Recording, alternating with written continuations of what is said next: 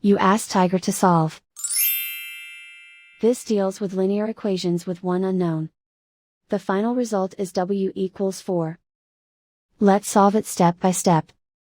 Group all W terms on the left side of the equation. Add 4W to both sides. Simplify the arithmetic. Group like terms. Simplify the arithmetic. Isolate the W. Divide both sides by 5. Simplify the fraction.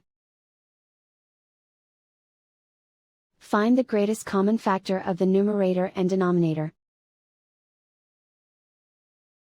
Factor out and cancel the greatest common factor.